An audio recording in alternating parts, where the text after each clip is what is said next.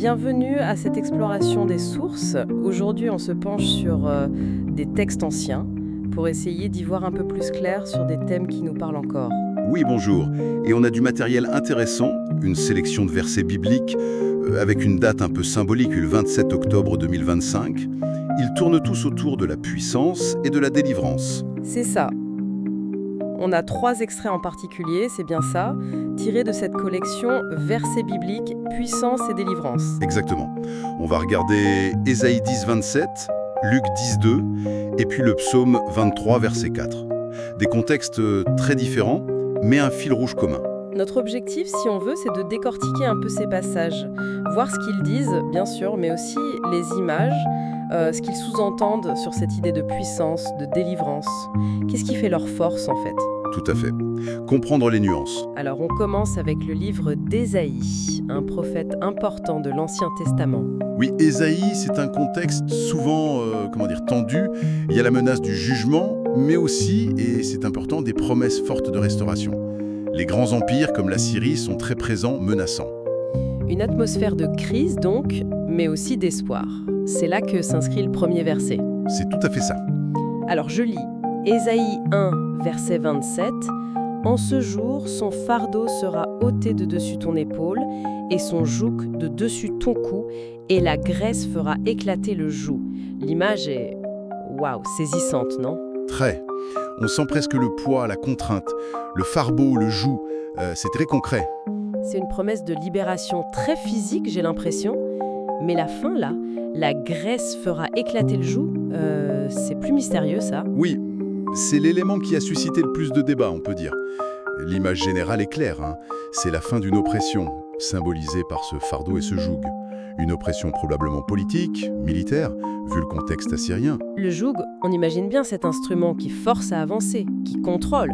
Donc l'éclatement, c'est pas juste un allègement, c'est une rupture. Violente même. Une rupture radicale, oui, c'est la fin de la soumission. Et pour la graisse, shemen en hébreu, qui veut aussi dire huile.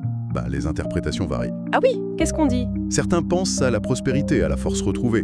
Le peuple devient si gras, si fort, qu'il brise ses liens. Une sorte de vitalité qui fait tout péter. D'accord, une force interne en quelque sorte. Voilà.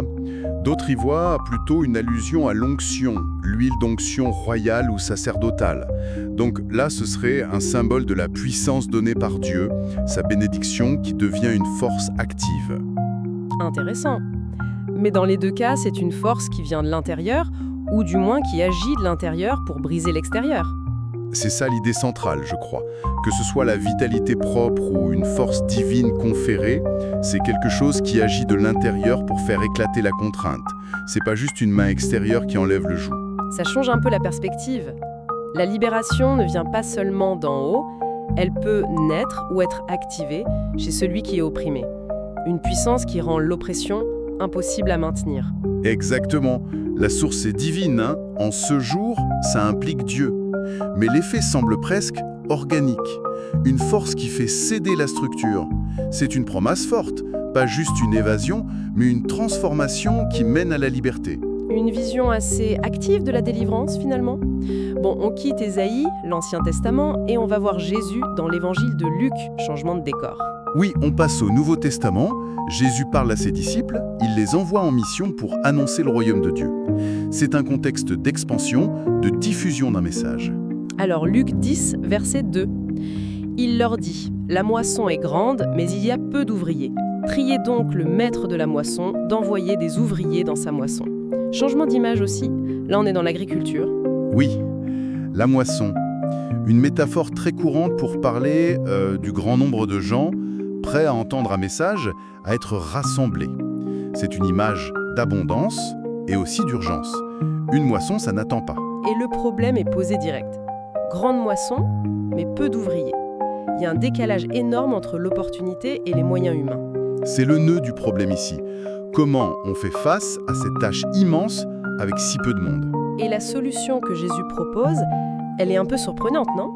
Il dit pas « Allez, motivez-vous, travaillez plus » ou « Organisez une campagne de recrutement ». Il dit « Priez le maître de la moisson ». C'est un point essentiel. L'accent est mis sur la source de la solution. C'est le maître de la moisson, donc Dieu, qui peut régler ce problème de manque d'ouvriers. Mais alors cette prière, c'est pas un peu passif? On demande à quelqu'un d'autre de faire le boulot. Je ne crois pas qu'il faille le voir comme ça. C'est plutôt une reconnaissance. Cette tâche nous dépasse, on a besoin d'aide. Et la prière, c'est l'action qu'on nous demande pour solliciter cette aide. C'est reconnaître que la vraie puissance pour mobiliser, elle vient d'ailleurs. Elle ne repose pas que sur nos efforts. D'accord. Donc la puissance, ici, c'est pas tant la force des disciples eux-mêmes, mais leur capacité à déclencher, par la prière, l'intervention du maître qui, lui, va fournir les ressources, les fameux ouvriers. C'est une excellente façon de le dire. La puissance se manifeste en réponse à un besoin pour accomplir une mission collective. Ce n'est pas la force qui brise une chaîne, comme chez Ésaïe, c'est plutôt une force qui équipe, qui rend capable, qui fournit ce qui manque pour construire quelque chose. C'est une puissance qui habilite l'action humaine à grande échelle, en fait. Voilà. La délivrance, ici, ce serait peut-être d'être délivré de l'impuissance face à une tâche immense. Être rendu capable d'agir grâce à cette intervention divine qui pourvoit. C'est vrai que ça contraste bien avec Ésaïe. On avait la rupture d'un état subi. Là, on a la mobilisation pour une action à mener. 2 facettes. Explorons la 3e, avec le psaume 23. Le plus connu des 3, je pense. Ah oui, le psaume 23, le psaume du bon berger. C'est un texte tellement intime, tellement plein de confiance. Il a accompagné des générations dans des moments difficiles. Et le verset 4 est vraiment central, hein. Quand je marche dans la vallée de l'ombre de la mort, je ne crains aucun mal, car tu es avec moi. Ta houlette et ton bâton me rassurent. Le contraste est frappant. La situation la plus sombre possible, la vallée de l'ombre de la mort. L'image est forte, oui. Et en face, une affirmation incroyable. Je ne crains aucun mal. Pas il n'y a pas de mal, mais je ne le crains pas. C'est toute la nuance. Le psaume est réaliste. Il dit « quand je marche », pas si jamais je devais ». Il reconnaît que ces traversées existent. La délivrance ici, c'est pas d'éviter la vallée. C'est de pouvoir la traverser sans être écrasé par la peur. Une délivrance intérieure, en somme. Exactement. Une résilience spirituelle, émotionnelle, qui vient d'ailleurs. Et la source est nommée, car tu es avec moi, la présence divine. Mais c'est pas juste une présence vague, il y a des objets. Ta houlette et ton bâton me rassurent. Pourquoi ces outils de berger? Ah, la houlette et le bâton, c'est tout le symbole du soin pastoral. La houlette, ce long bâton recourbé, ça sert à guider, à ramener la brebis perdue, à la sortir d'un mauvais pas. C'est le guidage, le secours doux. D'accord, et le bâton? Le bâton, plus court, plus solide, c'est l'arme de défense contre les prédateurs, les loups, etc. C'est aussi pour compter les bêtes, maintenir l'ordre. Ça symbolise la protection, la force qui défend.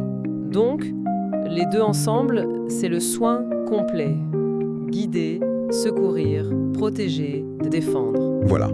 Donc, quand le psalmiste dit « ça me rassure », il exprime sa confiance dans une présence active, vigilante, qui sait guider et défendre. La puissance de Dieu ici, c'est cette protection personnelle, fiable, au cœur même du danger. Une puissance qui neutralise la peur, pas en enlevant le danger, mais en donnant une sécurité intérieure absolue. C'est tout à fait ça. La délivrance, c'est d'être libéré de cette peur qui paralyse, même face à la mort. La puissance divine maintient l'intégrité de la personne au milieu de l'épreuve. C'est encore une autre forme de puissance, très personnelle cette fois. 3 images, 3 manifestations de la puissance et de la délivrance. Ésaïe, la rupture d'une oppression extérieure, le joug qui éclate. Oui, une libération qu'on pourrait dire structurelle. Luc, la mobilisation de ressources, les ouvriers pour la moisson, en réponse à la prière, une puissance pour accomplir une mission. Une puissance qui équipe, qui rend capable pour une tâche collective. Et le psaume 23, la présence qui rassure et protège dans l'épreuve la plus sombre, offrant une délivrance intérieure, l'absence de peur. Une délivrance existentielle intérieure. Alors, comment on articule tout ça? C'est complémentaire ou ce sont des visions différentes? Je pense vraiment qu'il faut les voir comme complémentaires. Elles dessinent différentes facettes de ce que peut être l'intervention divine, la délivrance. Ésaïe, c'est la grande intervention historique qui change une situation collective d'oppression. Visible, collective, oui. Luc, c'est la puissance qui permet d'agir, de répondre à un appel, de construire quelque chose ensemble, une œuvre spirituelle. C'est une puissance qui mobilise. Orientée vers un but? Et le psaume, c'est la puissance qui agit au niveau le plus intime, personnel. Elle ne change pas forcément les circonstances, dehors, mais elle transforme complètement comment on les vit de l'intérieur. C'est la force de la présence qui soutient. Donc, au lieu d'avoir une seule définition, ces versets nous montrent que la puissance et la délivrance, ça peut prendre plein de formes différentes selon les besoins, les contextes. Exactement. Libérer d'une tyrannie, donner les moyens d'agir ou donner la force intérieure face au pire. La puissance divine, telle qu'elle est montrée ici, elle n'est pas figée. Elle est dynamique, elle s'adapte. Force brute qui brise, ressources qui équipent, présence qui apaise. C'est une bonne synthèse. Ces 3 instantanés bibliques nous montrent que l'aide espérée peut venir de manière très variée. Ça élargit notre vision de ce que délivrance veut dire. En résumé donc, cette exploration nous a montré la délivrance comme une libération de contraintes externes chez Ésaïe, comme une réponse à un besoin pour une mission chez Luc, et comme une assurance personnelle face au péril dans le psaume 23. Des perspectives riches et variées. Et si on veut pousser la réflexion un peu plus loin, ce qui est intéressant aussi, c'est de regarder l'interaction entre Dieu et l'humain dans ces textes. D'un côté, l'action divine est claire, Dieu ôte le fardeau, le maître envoie, la présence divine rassure. Oui, l'initiative semble divine. Mais de l'autre côté, il y a toujours une posture humaine. Celui qui entend la promesse, ceux qui doivent prier, celui qui doit marcher dans la vallée et faire confiance. C'est vrai, c'est pas juste attendre passivement.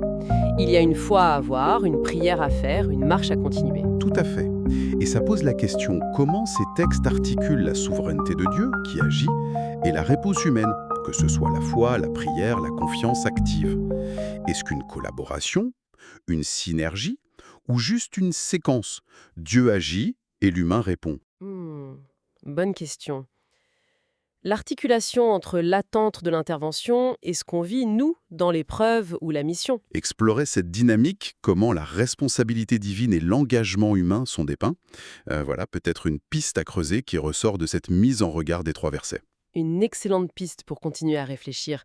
Comment s'articulent l'attente et l'action, le divin et l'humain, dans ces moments cruciaux? Fascinant. Eh bien, voilà qui conclut notre analyse pour aujourd'hui. Merci beaucoup pour cette exploration partagée. Merci à vous. C'était passionnant de relire ces textes sous cet angle.